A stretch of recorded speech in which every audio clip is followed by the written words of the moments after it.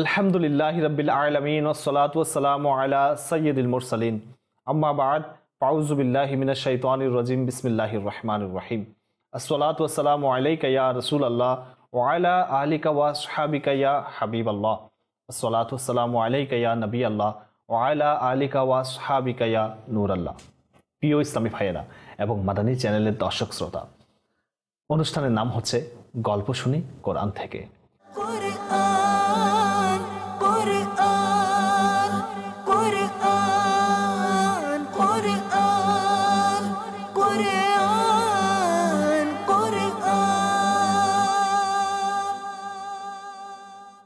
কোরআনে পাকের একটি মোবারক ঘটনা শ্রবণ করার জন্য প্রস্তুত হয়ে যান। আজকের বিষয়টি খুবই বিস্ময়কর ও খুবই সুন্দর। ছোটবেলায় আমি আমার নানুকে গিয়ে বলতাম, নানু আমাদেরকে একটি গল্প শোনান। তখন নানু এইসব কোরআনে পাকের গল্প আমাদেরকে শোনাতেন। আজকে আমার সৌভাগ্য হয়েছে যে মাদানী চ্যানেলের দর্শকদেরকে সেই কোরআনে পাকের ঘটনা শোনানোর। হযরত ঈসা আলাইহিস সালাতু সালামকে আসমানে উঠিয়ে নেওয়া হয়েছে। এই ঘটনাটি মাদানী চ্যানেলের দর্শক আপনারা সবাই জানেন, কিন্তু এটা কি জানেন যে এই ঘটনাটি আসলে কিভাবে ঘটেছে? তাকে কেন আসমানে উঠিয়ে নেওয়া হলো, আর এই ঘটনা কখন ঘটেছে? এই সম্পর্কিত ঘটনাটি কোরআনে পাক থেকে আপনাদের নিকট বর্ণনা করছি। নিজের হৃদয়ের মানসপটে সাজিয়ে নিন আর ফয়জানের কোরআন দ্বারা নিজের অন্তরকে আলোকিত করুন। হযরত ঈসা আলাইহিস সালাতু সালাম যখন ইহুদিদের সামনে নিজের নবুয়তের ঘোষণা করেন, তখন ইহুদিরা তার শত্রু হয়ে গেল, যেহেতু ইহুদিরা তাওরাতে পড়েছিল যে হযরত ঈসা আলাইহিস সালাতু সালাম তাদের দিনকে রহিত করে দেবেন। যখন ঈসা আলাইহিস সালাতু সালাম এটা অনুভব করলেন যে ইহুদিরা তাদের কুফরির উপর অটল থাকবে এবং তারা হযরত ঈসা আলাইহিস সালাতু সালামকে হত্যা করে দেবে, তখন একদিন হযরত সাইয়্যিদনা ঈসা আলাইহিস সালাতু সালাম মানুষের উদ্দেশ্যে বললেন যে, قال من أنصاري إلى الله, কে আমার সাহায্যকারী হবে আল্লাহ তাআলার দ্বীনের প্রতি? 12 জন বা 19 জন অনুসারী বললেন যে, نحن أنصار الله آمنا بالله واشهد بأننا مسلمون, বললেন যে আমরাই আল্লাহ তাআলার দ্বীনের সাহায্যকারী, আমরা আল্লাহ তাআলার প্রতি ঈমান এনেছি এবং আপনি সাক্ষী হয়ে যান যে আমরা মুসলমান। অন্যান্য ইহুদিরা তাদের কুফরের উপর অটল রইল, এমনকি শত্রুতার বশবর্তী হয়ে তারা সিদ্ধান্ত নিল যে হযরত ঈসা আলাইহিস সালাতু সালামকে তারা নিজেদের মধ্যে পরামর্শ করলো এবং তাতিয়ানুস নামক একজন ব্যক্তিকে ইহুদিরা হযরত ঈসা আলাইহিস সালাতু সালামের বাড়িতে পাঠালো যেন সে হযরত ঈসা আলাইহিস সালাতু সালামকে হত্যা করে। এমন সময় হঠাৎ আল্লাহ তাআলা হযরত জিবরাইল আলাইহিস সালাতু সালামকে মেঘ সহকারে প্রেরণ করলেন এবং এই মেঘ হযরত সাইয়্যিদনা ঈসা আলাইহিস সালাতু সালামকে আসমানে উঠিয়ে নিল। তখন হযরত ঈসা আলাইহিস সালাতু সালামের মা হযরত মরিয়ম রাদিয়াল্লাহু তাআলা আনহা ভালোবাসায় বিভোর হয়ে হযরত ঈসা আলাইহিস সালাতু সালামকে জড়িয়ে ধরল। হযরত ঈসা আলাইহিস সালাতু সালাম বললেন, হে আমার মা, হে আম্মা জান, আজ থেকে এই পৃথিবীতে আপনার সাথে আমার আর দেখা হবে না। ইনশাআল্লাহ কিয়ামতের দিন আমি আপনার সাক্ষাৎ করব, আমাদের দুজনের দেখা হবে। এরপর সেই মেঘ হযরত সাইয়্যিদনা ঈসা আলাইহিস সালাতু সালামকে আসমানে উঠিয়ে নিল। প্রিয় ইসলামী ভাইয়েরা এবং মাদানী চ্যানেলের দর্শক শ্রোতা, এই ঘটনাটি কোথায় ঘটেছে আপনারা কি জানেন? এই ঘটনাটি কখন ঘটেছে তাও কি আপনারা জানেন? আসুন আমরা শ্রবণ করি।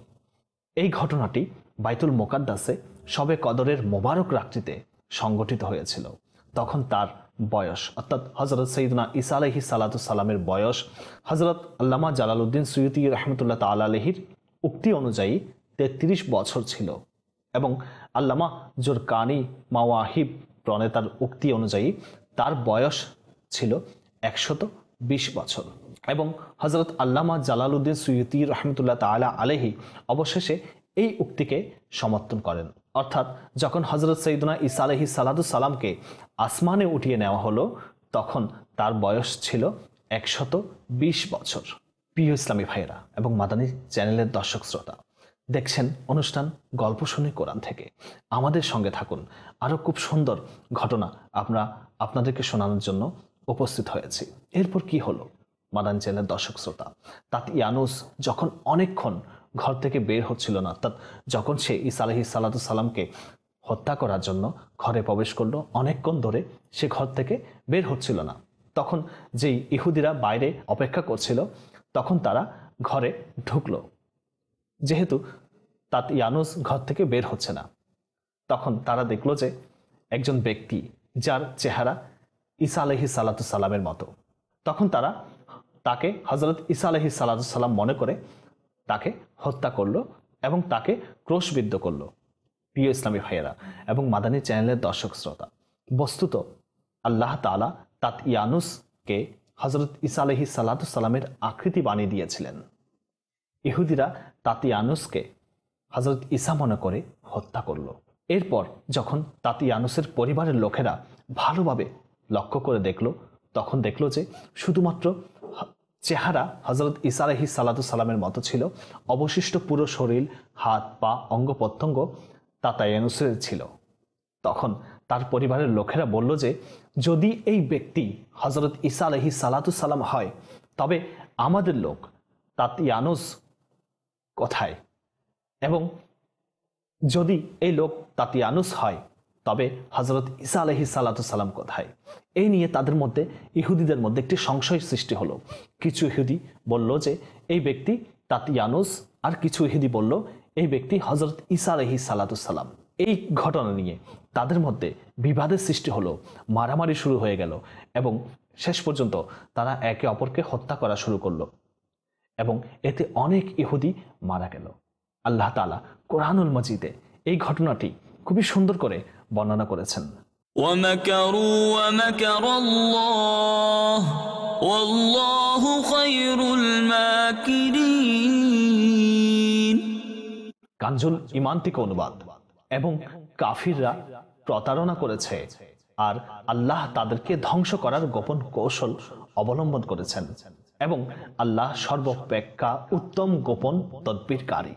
إذ قال الله يا عيسى إني متوفيك ورافعك إلي ومطهرك من الذين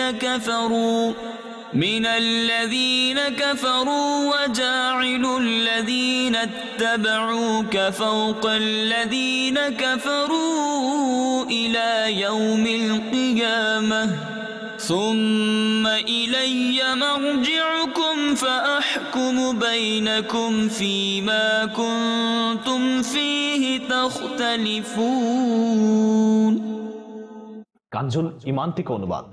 স্মরণ করুন যখন আল্লাহ বলেন, হে ঈসা, আমি তোমাকে পরিপূর্ণ বয়সে পৌঁছাবো, আমার প্রতি তোমাকে উঠিয়ে নেব, তোমাকে কাফিরদের থেকে পবিত্র করে দেব এবং তোমার অনুসারীদেরকে কিয়ামত পর্যন্ত আমার অস্বীকারীদের উপর বিজয় দান করব।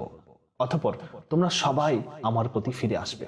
অতঃপর আমি তোমাদের মধ্যে মীমাংসা করে দেব যে বিষয়ে তোমরা মতবিরোধ করছো। প্রিয় ইসলামী ভাইয়েরা এবং মাদানী চ্যানেলের দর্শক শ্রোতা, হযরত সাইয়্যিদুনা ঈসা আলাইহিস সালামকে আসমানে উঠিয়ে নেওয়ার পর হযরত মরিয়ম রাদিয়াল্লাহু তাআলা আনহা, যিনি তার মা, তিনি এই পৃথিবীতে 6 বছর বেঁচে ছিলেন। 6 বছর পর তিনি ওফাত গ্রহণ করলেন। বুখারী শরীফ ও মুসলিম শরীফের বর্ণনায় এটি রয়েছে যে কিয়ামতের আগে হযরত সাইয়্যিদুনা ঈসা আলাইহিস সালাম আবার এই পৃথিবীতে তশরিফ আনবেন এবং আমাদের প্রিয় নবী রসুলে আরবি নবী আখিরুজ্জামান সাল্লাল্লাহু তাআলা আলাইহি ওয়াসাল্লামের পবিত্র শরীয়তের উপর আমল করবেন এবং দাজ্জাল ও তার শূকরকে হত্যা করবেন এবং ক্রুশ চিহ্ন ভেঙে ফেলবে আর 7 বছর পর্যন্ত দুনিয়ায় ন্যায় বিচার প্রতিষ্ঠা করে ওফাত গ্রহণ করবেন এবং মদিনায়ে মনোয়ারায় সবুজ গম্বুজের নিচে হুজুর পাক সাল্লাল্লাহু তাআলা আলাইহি ওয়াসাল্লামের পাশে তিনি দাফন হবেন। প্রিয় ইসলামী ভাইয়েরা এবং মাদানী চ্যানেলের দর্শক শ্রোতা, কোরআনে মজিদে খ্রিস্টানদেরকে রহিত করে এটাও অবতীর্ণ হয়েছে যে وما قتلوه يقينا بل رفعه الله إليه وكان الله عزيزا حكيما। কানজুল ঈমান থেকে অনুবাদ। এবং নিঃসন্দেহে তারা তাকে হত্যা করেনি, বরং আল্লাহ তাকে নিজের দিকে উঠিয়ে নিয়েছেন এবং আল্লাহ পরাক্রমশালী প্রজ্ঞাময়। এবং এর পূর্বের আয়াতে এটি রয়েছে যে وما قتلوه وما صلبوه ولكن شبه لهم। কানজুল ঈমান থেকে অনুবাদ। তারা তাকে না হত্যা করেছে এবং না তাকে ক্রুশবিদ্ধ করেছে, বরং তাদের জন্য তারই সাদৃশ্য একটা তৈরি করে দেওয়া হয়েছে। সারমর্ম হলো যে হযরত ঈসা আলাইহিস সালাতুস সালাম ইহুদিদের হাতে হত্যা হননি, যেরকম আমরা শুনেছি, এবং আল্লাহ তাআলা তাকে আসমানে উঠিয়ে নিয়েছেন। যারা এই আকীদা পোষণ করে যে হযরত ঈসা আলাইহিস সালাতুস সালাম খুন হয়ে গেছেন এবং ক্রুশবিদ্ধ হয়েছেন, যেমনটি খ্রিস্টানদের আকীদা, তবে সেই ব্যক্তি কাফির। কেননা কোরআনে পাকে স্পষ্টভাবে এটি উল্লেখ আছে যে হযরত ঈসা আলাইহিস সালাতুস সালামকে হত্যা করা হয়নি এবং ক্রুশবিদ্ধ করা হয়নি। প্রিয় ইসলামী ভাইরা এবং মাদানী চ্যানেলের দর্শক শ্রোতা, আজকের এই কোরআনী ঘটনা থেকে আমরা এই আকীদাও শিখতে পারলাম যে আমাদেরকে বিশ্বাস রাখতে হবে যে হযরত ঈসা আলাইহিস সালাতুস সালাম হত্যার শিকার হননি, তিনি ক্রুশবিদ্ধ হননি, বরং তাকে আসমানে উঠিয়ে নেওয়া হয়েছে। প্রিয় ইসলামী ভাইয়েরা এবং মাদানী চ্যানেলের দর্শক শ্রোতা, আজকের এই কোরআনী ঘটনা থেকে আমরা এই আকীদা শিখতে পারলাম যে আমাদেরকে এই বিশ্বাস রাখতে হবে যে হযরত ঈসা আলাইহিস সালাতুস সালাম হত্যার শিকার হননি, তিনি ক্রুশবিদ্ধ হননি, বরং তাকে আসমানে উঠিয়ে নেওয়া হয়েছে। আর কিয়ামতের আগে আরও একবার তিনি এই দুনিয়াতে আগমন করবেন। আল্লাহ তাআলা আমাদেরকে নিজেদের আকীদার উপর মজবুত বিশ্বাস রাখার তৌফিক দান করুক। প্রিয় ইসলামী ভাইরা এবং মাদানী চ্যানেলের দর্শক শ্রোতা, এই ঘটনা থেকে, এই কাহিনী থেকে আমরা কি শিক্ষা গ্রহণ করতে পারলাম? যে হযরত ঈসা আলাইহিস সালাতুস সালাম আল্লাহ তাআলার একজন অনেক বড় নবী হওয়ার পরও যাকে রূহুল্লাহ বলা হয়, এই হযরত ঈসা আলাইহিস সালাতুস সালাম আল্লাহ তাআলার এত বড় একজন নবী হওয়ার পরও তিনি আমাদের নবী রাসূল করিম সাল্লাল্লাহু তাআলা আলাইহি ওয়াসাল্লামের উম্মত হয়ে আবারও একবার পৃথিবীতে আসবেন এবং হুজুর পাক সাল্লাল্লাহু তাআলা আলাইহি ওয়াসাল্লামের শরীয়ত অনুযায়ী চলবেন এবং হুজুর পাক সাল্লাল্লাহু তাআলা আলাইহি ওয়াসাল্লামের সুন্নতের উপর আমল করবেন। প্রিয় ইসলামী ভাইয়েরা এবং মাদানী চ্যানেলের দর্শক শ্রোতা, আজকে আমরা কতই না সৌভাগ্যবান যে আমরা আমাদের প্রিয় নবী রাসূল আরবী, শেষ নবী, আখিরি নবী এবং শ্রেষ্ঠ নবীর উম্মত হতে পেরেছি। যেই নবীর উম্মত একজন নবী হয়েছেন, যেই নবীর উম্মত একজন নবী হবেন, আর আমরা মানুষ হয়ে সেই নবীর উম্মত হয়েছি।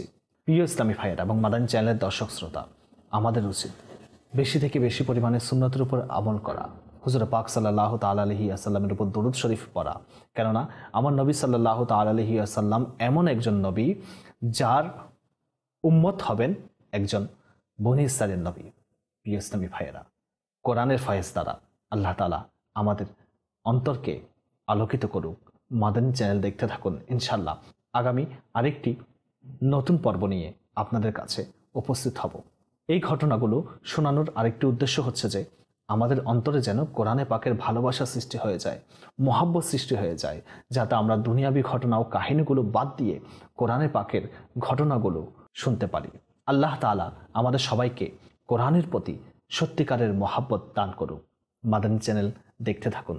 সাল্লু আলাল হাবিব সাল্লাল্লাহু তাআলা আলা মুহাম্মদ সাল্লাল্লাহু আলাইহি ওয়া আলিহি ওয়াসাল্লাম।